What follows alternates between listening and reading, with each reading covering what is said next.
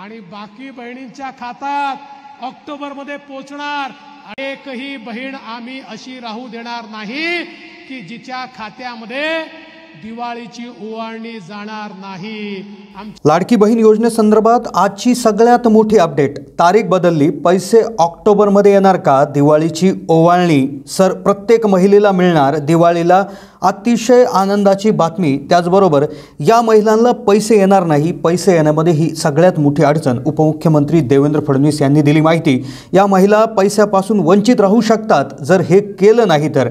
हे केल्याशिवाय आता पैसेच येणार नाही। महिलांना दिली अतिशय महत्त्वाची माहिती, अतिशय महत्त्वाची अपडेट ही असणार आहे।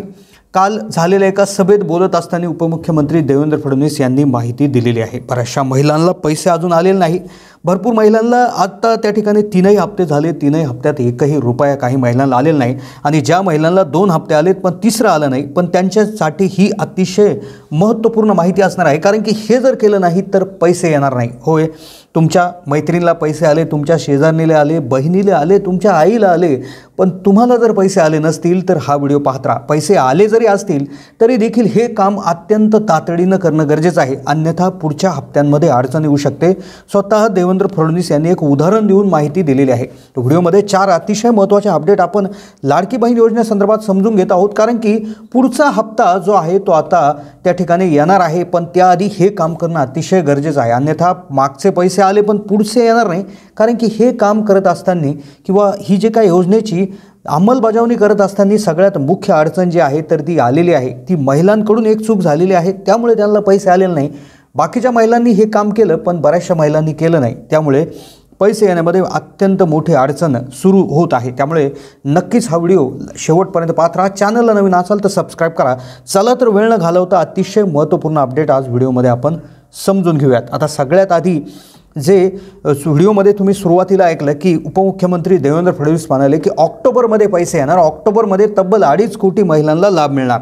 तर सगळ्यात आधीची ही अपडेट आहे। त्यानंतर दिवाळीची ओवाळणी काय आहे, दिवाळीची ओवाळणी किती मिळणार, हप्ता वाढून मिळणार का, कोणत्या महिलांना दिवाळीची ओवाळणी मिळणार, त्याचबरोबर ऑक्टोबरमध्ये पैसे येणार का, आणि त्यानंतर शेवटी एक अतिशय महत्त्वाची गोष्ट उपमुख्यमंत्र्यांनी सांगितली, हे केल्याशिवाय आता पुढचे पैसे येणार नाही। मागचे आले असतील तरी ही गोष्ट महत्त्वाची आहे, आणि अजून 1 रुपया आला नसेल तरी देखील ही गोष्ट महत्त्वाची आहे। कारण की त्यांनी स्वतः जिल्हाधिकारी, पालकमंत्री यांना देखील त्या ठिकाणी विनंती केलेली आहे, आदेश दिलेले आहे।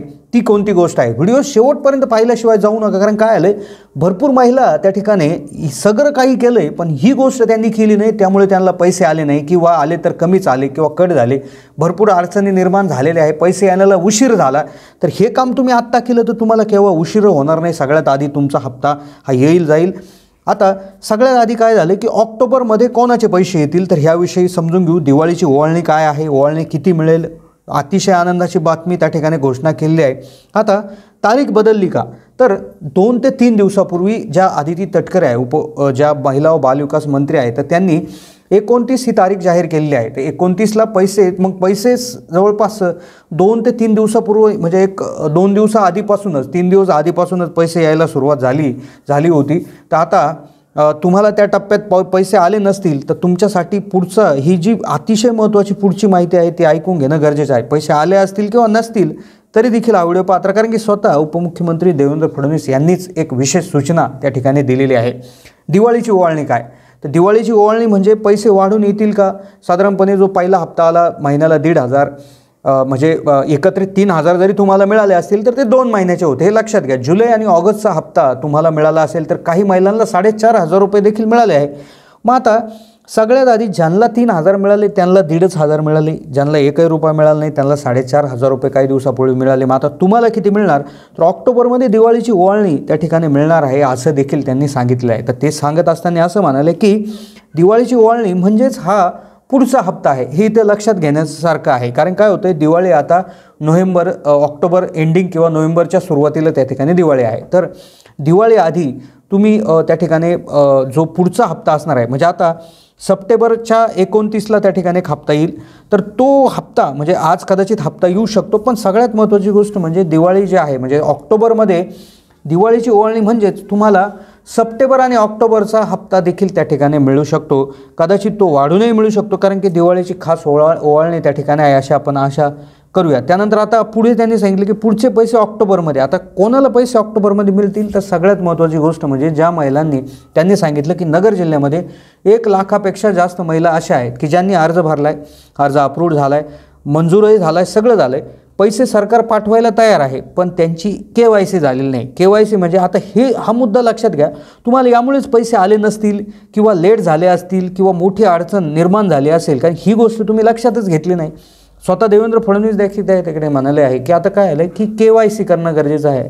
KYC म्हणजे काय की जे बँक खातं आहे त्या बँक खात्याला आधार लिंकिंग करणं गरजेचं आहे. आता आधार लिंकिंग तुम्ही 2 प्रकारे करू शकता.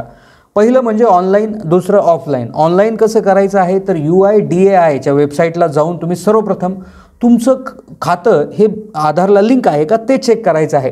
तर तुम्ही त्यासाठी UIDAI त्या ठिकाणी गुगलला सर्च करून तिथे जाऊन तुम्हाला आधार सीडिंग ऑप्शन त्या ठिकाणी दिसेल आणि तुम्ही चेक करू शकता. मग ते जर ॲक्टिव्ह नसेल, आधारला बँक खातं लिंक नसेल, म्हणजेच तुमची KYC झालेली नाही. मग KYC करण्यासाठी तुम्ही NPCIच्या वेबसाईटवरून ऑनलाईन करू शकता किंवा तुमचं ज्या बँकेत खातं आहे तिथे जाऊन तुम्ही बँकेमध्ये एक अर्ज भरून द्यायचा आहे आणि KYC करून घ्यायचं आहे. ऑनलाईन जर केलं तर लवकर होतं आहे आणि बँकेमध्ये गेलं तर एक 7 ते 8 दिवसाचा बँकांनुसार वेळ घेतला जातो. कारण की ही KYC करणं अतिशय महत्त्वाचं आहे, कारण की स्वतः उपमुख्यमंत्र्यांनी देखील याविषयी माहिती दिलेली आहे, सूचना दिलेली आहे.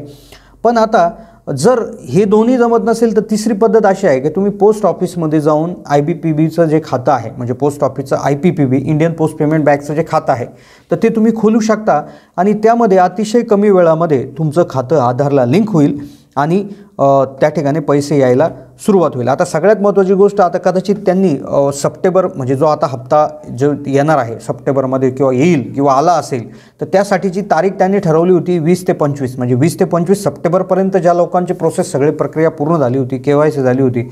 आता जर तुमचं तेव्हाही झालेलं नसेल तर त्यांनी पुढेही डेट दिलेली आहे की ऑक्टोबरमध्ये देखील दिवाळीची ओवाळणी येणार आहे. म्हणजे एकही महिला याच्यापासून वंचित राहणार नाही असा शब्द त्यांनी दिलेला आहे. त्यामुळे त्यांनी आवाहन केलेलं आहे की तुमचा अजूनही जरी काही इश्यू असेल, अर्जामध्ये असेल, KYCमध्ये असेल, तर तात्काळ तुम्ही कंप्लीट करून घ्या.